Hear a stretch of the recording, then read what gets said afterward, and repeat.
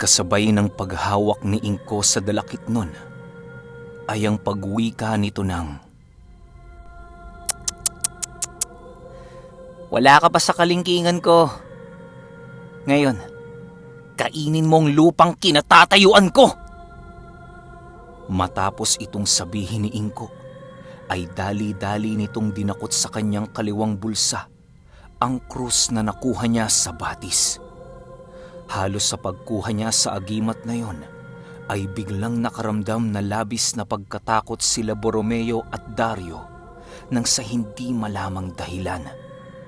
Habang hinahawakan ni Inko ang krus ng batis, ay doon lumitaw ang isang malaaninong anghel na nasa kanyang likuran. Meron itong daladalang nagliliyab na espada na halos ikasunog ng buong kaanyuan ng dalakit nun na kanyang hawak-hawak. Sa pagsilay ni Eseng sa kakaibang abilidad ni Inko, ay doon niya napagtanto na isa itong nilalang na nasa hanay ng isang dakilang antingero. Dahil sa mga kakaibang kaganapang sumambulat sa kanilang mga mata, ay halos hindi nagawang makagalaw ng lahat ng nilalang na nasa paligid. Ang ginawa lang naman noon ni Lola Astring ay ang mapangiti habang nagwiwika ng, "Mas masosorpresa kayo kapag lumitaw yung batang taga Iloilo." Ilang minuto pa ang lumipas, bigla namang nakagalaw ang lahat ng nilalang sa lugar na yon. Nang makita nilang walang awang isinubasob ni Maestro Inko ang pagmumukha ng dalakit nun sa lupang kanyang kinaroroonan. Sa sobrang lakas ng pagkakasubasob nito, ay halos hindi na magawang masilayan ni Dario ang napakagandang pagmumuka ng maharlikang engkanto. Gulat na gulat noon si Dario sa ginawa ni Inko, gawa ng hindi ordinaryo ang mga dalakit noon na kanilang kaharap. Kung nagkataong ordinaryong antingero lamang si Inko, ay maaaring patay na ito sa paglapit pa lamang ng dalakit noon sa kanyang kinaroroonan. Ang labis pa na ikinagulat doon ni Dario ay ang pagsilay niya sa isang nakakabulag na liwanag na halos kawangis ng isang anghel sa kataas-taasan. Sa pagpapatuloy ng kanilang pakikipaglaban, ay halos pagpiestahan sila Inko at Lola Astring nang hindi mabilang na maninikil. Halos ang bawat isa sa mga ito ay merong kakaibang taglay na abilidad na siyang labis na mapanganib sa kanilang uri. Habang patuloy na nakikipaglaban ang 10 maninikil, ay tanging pagmamasid lamang ang ginawa ng pinakamatandang kasama ng mga ito na siyang inaakalang pinuno ng kanilang uri. Ang mga dalakit no namang nasa lugar ay halos pagpiestahan sila Dario at Barromeo sa kadahilanang sila ang pangunahing pakay ng mga ito. Habang patuloy silang nakikipaglaban sa dalakit nun, ay doon napansin ni Dario na ang kanilang ginawang paghihirap sa pagsasanay ay nagagamit na nila sa pakikipaglaban. Nang masipat ng iilang gabunan ang peligrong kinakaharap nila Dario, ay dali-dali namang lumapit ang mga ito upang sila'y mabigyan ng tulong. Si Lola Astring at Inko naman noon ay patuloy pa rin sa pakikipaglaban sa mga maninikil na parabang kapantay lamang nila ito ng lakas pagdating sa kahit na anong uri ng pakikipaglaban. Nang masipat ni Lola Astring ang pagsugod ng isang dalakit nun sa kanyang likuran, ay dali-dali rin naman niya itong hinarap upang sanggain ang kanyang mutya ng palakol.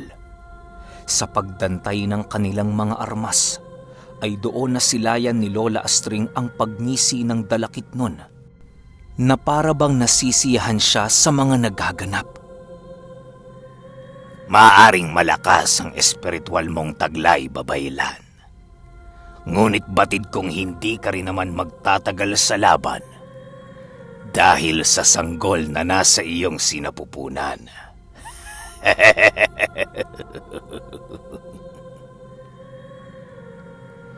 Wika ng dalakit nun. Kasabay ng pagwika nito ay ang pagpapaulan niya ng pag-atake sa kahit anong parte ng katawan ni Lola Astring.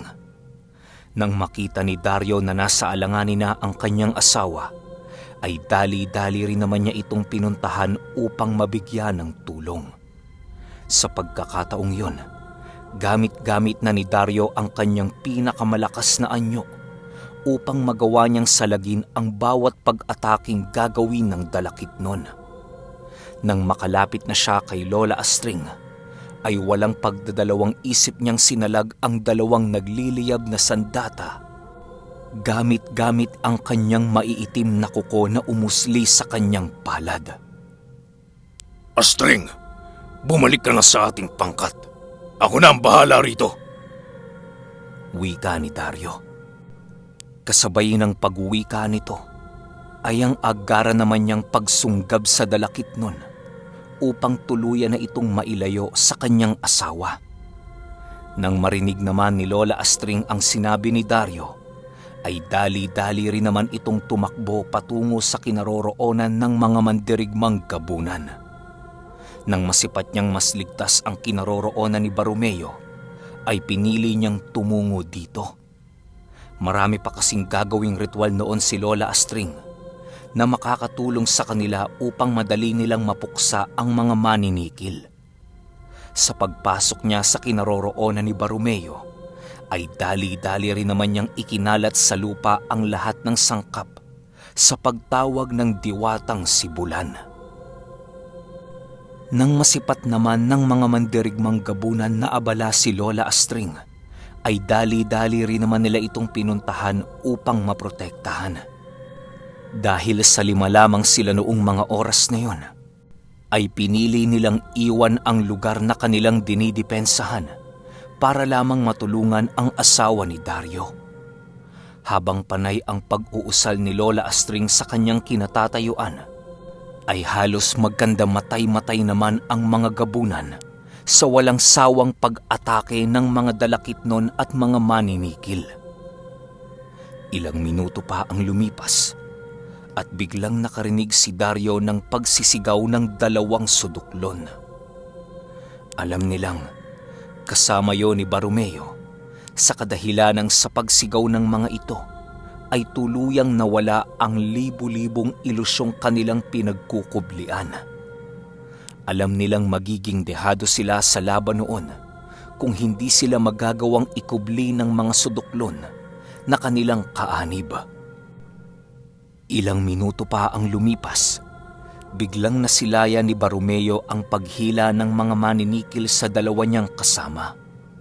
Kahit punong-puno ng dugo ang mga bibig nito, ay patuloy pa rin itong nakakapit sa punong naroon sa kanilang kinaroroonan. Nang masipat ng 2 suduklon ang pagtingin sa kanila ni Barumeo, ay ngumiti lamang naman ang mga ito habang nagwiwika ng, Hindi ka namin makakalimutan, Ginoong Barumeo. Matapos nitong makapagwika, ay dali-dali rin naman itong nahulog sa kawalang ginawa ng isang suduklon na merong mahiwagang sandata na nagbibigay kapangyarihan upang magawa niyang mapangibabawan ang kadiliman. Kisap mata lamang noon ang dumaan nang tuluyang mawala ang pagsisigaw ng suduklong naging kasangga ng pangkat ni Dario. Dahil sa pangyayaring yon, kung kaya't wala nang maisip si Baromeong paraan kung hindi ang gamitin ang mga ipinagbabawal ng kanilang angkan. Walang sabi-sabi, agaran niyang inusal ang sumpa ng ritual na siyang magbibigay sa kanya ng napakalakas na abilidad sa loob ng maikling panahon. Alam ni Baromeong malaki na ang maitutulong nito kay Dario at sa iba pa niyang mga kasama, kung kaya't ginawa niya ito ng walang pagdadalawang isip. Nang masipat ni Dario ang kakaibang ginagawa noon ni Baromeo, ay halos pinilit niya pa itong pigilan sa pamamagitan ng pagsigaw. Ngunit kahit anong sigaw noon ang gawin ni Dario, ay hindi siya nagagawang pakinggan ni Baromeo. Nang magawa na nito ang huling hakbang ng ritual, ay agara naman itong binutasan ang kanyang pusod habang nakatingin sa kanyang kaibigan. Dario, ingatan mong mag-ina ko. Wika ni Baromeo. Matapos nitong makapagwika, bigla namang tumagas sa kanyang pusod ang napakalapot na dugo. Habang patuloy itong tumutulo sa lupa, ay bigla namang nagsilabasan ang hindi mabilang na ahas na hindi mawari ni Dario kung saan ang galing. Habang patuloy niya itong tinititigan, ay doon muling pumasok sa alaala ni Dario ang tungkol sa sinabi ng kanyang kaibigan noong mga panahong sila ay nagsasanay. Ayon kay Dario, na ang mga ahas na nasipat niyang lumabas sa katawan ni Baromeo ay ang representasyon ng kanyang kaluluwa. Kaya lang naman kasi nagiging mapanganib ang ritual na kanyang gamit noon sa kadahilanang ang nagiging kabayaran ng sino mang may alam sa paggamit dito ay ang kanyang mismong kaluluwa. Sa paggamit ng aral na alam ni Baromeo, ay napipilitan noon ang demonyong kanyang tinawag na hati-hatiin ang kanyang kaluluwa nang sa gayoy magawa niya itong mapangibabawan. Ang mga ahas na lumabas noon sa katawan ni Baromeo ay ang naging bagong pisikal na kaanyuan ng kanyang kaluluwa. Dagdag pa ni Dario na ang sino mang nilalang na gumagamit sa aral na yon ay hindi makakarating ng langit o maging impyerno. Mas masahol pa ang ganoong uri ng paghihirap sa kadahilanang magpapalutang-lutang ng walang hanggan ang wisyo ni Baromeo sa kawalan, at kahit nais niya mang umalis sa lugar na yon, ay hindi na ito maaari. Kumbaga, huli na para sa kanya ang lahat-lahat. Nang nakumpleto na ni Baromeo ang lahat ng sangkap sa ritual, ay panay naman ang pagsipat nito kay Dario habang nakangiti. Ilang minuto pa ang lumipas, biglang namula ang mga mata nito na siyang naging hudyat ng pagsapi sa kanya ng espiritu ng dyablo. Kasabay ng pamumula ng mga mata noon ni Baromeo, ay ang agara naman itong pagsisigaw habang patuloy na lumalabas sa kanyang katawan ang hindi mabilang na ilusyon. Agaran din namang sumugod noon ang katawang lupa ni Baromeo sa mga maninikil na parabang wala na itong takot na mamatay. Sa paglapit niya sa kinaroroonan ng mga ito, ay halos pagpiestahan siya ng lahat ng mga dalakit nun na naghihintay sa paligid. Ang ilang maninikil naman ay pinili siyang harapin, na parabang labis-labis ang kaligayahan ng mga ito dahil sa napiling desisyon ni Baromeo. Ngunit lingid sa kanilang kaalaman na hindi na si Baromeo ang may hawak ng kanyang orihinal na katawan. Sa paglapit dito ng isang maninikil, ay agaran din naman itong hinawakan ni Baromeo upang ibalibag sa lupa. Halos sa bawat pagbalibag noon ni Baromeo sa maninikil, ay hindi niya ito pinipiling bitawan. Kahit kitang-kita na noon ni Dario ang pagkadurog ng kanyang mga buto sa kamay, ay patuloy pa rin itong ibinabalibag ang nilalang na kanyang nahuli. Ilang minuto pa ang lumipas at halos tuluyan ang nawala ng kakayahan ang nilalang upang ipagtanggol pa ang kanyang sarili. Nang masipat naman ito ng iilan pang kalaban nila Dario, ay dali-dali rin naman itong sinugod si Baromeo. Sa pagtalo nila sa likuran nito, ay bigla rin namang nawala ang suduklon sa kani-kanilang mga paningin. Nang masipat ng pinuno ng mga maninikil ang ginawa ni Baromeo, ay doon na ito gumawa ng kanyang hakbang upang maiwasan ang pagkamatay ng iilan pang kasapi ng kanyang tribo. Sa paglitaw ng katawan ni Baromeo sa likuran ng suduklon, ay dali-dali rin naman itong binato ng pinuno ng mga maninikil ng kanyang panabas. Halos hindi na noon nagawa pang makalaban ni Baromeo nang tuluyan ng tumarak sa kanyang dibdib ang panabas nitong armas. Pilit pa nitong hinuhugot mula sa pagkakabaon ang panabas, pero sa kasamaang palad ay hindi na ito nagawa ni Baromeo.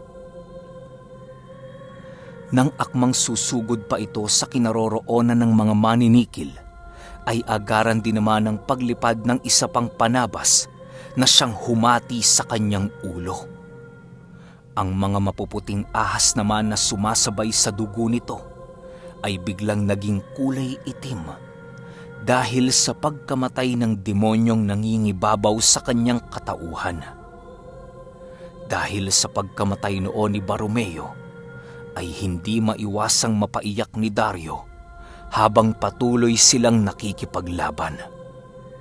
Ilang minuto pa ang lumipas, tuluyan na ngang natapos ni Lola Astring ang kanyang ritual upang tawagin si Bulan. Matapos niya itong gawin, dahan-dahan naman nilang napansin noon ang pamumuo ng ulap sa kalangitan. Nang masipat ito ng pinuno ng mga maninikil, ay bigla itong nagwika ng, Akala niyo yata hihina kami kapag wala na ang buwan. Hindi niyo ba alam na ilang libong taon na ang nakakaraan magmula noong isulat ang impormasyong yan? Hindi niyo ba naisip na sa angking talino namin ay magagawa naming makontra ang sumpang ibinigay ni Bulan? Tunay ngang mga mangmang ang uri ninyo, kung kaya't hindi nyo nagawang maisip ang mga simpleng bagay. Kasabay ng pagwika noon ng pinuno ng mga maninikil, ay ang paglabas nito ng isang hugis itlog na bato na kasing liwanag ng buwan. Halos natigilan noon si Lola Astring nang masipat niya ang hawak-hawak ng matanda. Kahit anong dilim na noon sa paligid, ay nagagawa pa rin ng mga maninikil na gamitin ang kanilang mga sandata na minsang ipinagkaloob sa kanila ng diwata. Sa pagpapatuloy ng digmaan ay doon na nga nalagay sa alanganing sitwasyon sila Dario. Hindi sila noon magagawang matulungan ni Inko sa kadahilan ng patuloy pa rin itong nakikipaglaban sa matataas na uri ng mga dalakitnon. Ilang minuto pa ang lumipas, ay paisa-isa namang naglaho sa dilim ang mga maninikil na siyang labis na ikinatakot ni Dario. Alam niyang lilitaw ang mga ito sa lugar na hindi nila inaasahan, kung kaya't maigi siya noong nakikiramdam sa paligid. Sa isang pagkakamali lang kasing magawa noon ni Dario, ay maaari na siyang maputulan ng ulo gamit-gamit ang mga matatalas na sandata ng mga maninikil. Habang patuloy nilang pinakikiramdaman ng paligid, ay walang habas namang nakikipaglaban si Inko sa mga dalakitnon. May iilan din noong nakikisali sa kanyang mga maninikil, ngunit hindi nito nagagawang lumapit dahil sa napakainit na presensyang pumapalibot sa kanya. Alam din noon ng mga maninikil na si Inko at si Astring ang pinakamapanganib sa kanilang hanay, kung kaya't pinili nila itong ihiwalay sa kanilang grupo. Kapag wala ang dalawang yon sa pangkat ni Dario, ay magagawa nila itong paglaruan sa digmaang kanilang kinahaharap. Habang patuloy na nakikipaglaban si Inko, ay halos kitang-kita ni Lola Astring ang pangingibabaw ng abilidad nito sa mga maharlikang dalakitnon. Ilang minuto pa ang lumipas, bigla namang nahawakan ni Inko ang isa sa mga maninikil na siya rin namang agaran niyang binura sa mundong ibabaw. Sa pamamagitan lamang ng paghawak niya dito ng kanyang kaliwang kamay, ay dahan-dahan nang naabo ang buong katawan nito. Animoy ang krus ng batis na pagmamay-ari noon ni Inko ay merong kakayahang tumupok ng kahit na anong uri ng nilalang na merong bahid ng kasamaan. Nang masipat naman ito ng mga maninikil, ay panay naman ang kanilang ginagawang pag-aangil habang nakatitig ng masama kay Maestro Inko. Ang tanging nagawa lang naman noon ni Inko ay ang ngumiti sa kanila habang patuloy na nakikipaglaban. Nang magawa namang mapatay nila Eseng ang 3 dalakit nun, ay ninais ng mga itong puntahan si Inko upang ito'y kanilang matulungan. Sila Dario naman noon ay maiging nagmamasid sa paligid, gawa ng hindi pa rin lumilitaw ang mga maninikil na kanilang kalaban. Ilang minuto pa ang lumipas, biglang lumitaw ang isa sa mga ito sa likuran ni Dario. Agaran din naman niya noong nailagan ang pag-atake nito dahil sa kanyang kakaibang bilis na taglay. Pagsugod naman ni Dario sa kinaroroonan ng maninikil, ay bigla naman itong naglaho sa kanyang kinaroroonan. Kasabay ng paglaho nito ay ang muling paglitaw ng isa pang kalaban sa kinatatayuan ng isa sa kanyang mga mandirigmang gabunan. Nagawa naman itong sanggain ng gabunan, ngunit hindi pa rin niya nakakayang ilagan ang pangalawa nitong sandata. Halos maputol na noon ang pakpak ng gabunang yon, ngunit pinili pa rin itong ipagtanggol ang kanyang hanay kahit anuman ang mangyari. Sa pagkakataong nasilayan ni Dario ang katatagan ng kanyang mga kauri, ay halos hindi niya mapigilang humanga sa mga ito. Kahit durug-durug na ang buto ng gabunang yon, ay nagpumilit pa rin itong tumayo at panindigan ng kanyang hanay. Dahil sa nasilayang kabayanihan noon ni Dario, kung kaya't labis-labis ang kanyang nararamdamang katapangan. Ilang minuto pa ang lumipas at bigla namang sabay-sabay na lumitaw ang mga maninikil na siya rin namang sinunggaban ni Dario. Nang makahanap si Dario noon ng pagkakataon upang madakip ang isang maninikil, ay halos ginawa niya ito ng walang pagdadalawang isip. Alam niyang lilitaw noon ang kanyang kalaban sa kanyang paanan, kung kaya't pinili niya na itong unahan. Nang matagumpay naman itong mahawakan ni Dario, ay dali-dali rin naman niya itong iwinaksi sa kanyang paanan. Ngunit nang akmang ibabalibag na niya ang nilalang na yon, ay bigla siyang natigilan nang masipat niya ang isang dalakit nun na susunggab sa likuran ni Lola Astring. Astring! Sa likod mo! Sigaw ni Dario. Kasabay ng pagsigaw ni Dario, ay ang agara naman niyang pagsugod sa kinaroroonan ni Lola Astring. Okay, sunod kagad natin yung 29. Kain lang ako real quick. Salamat.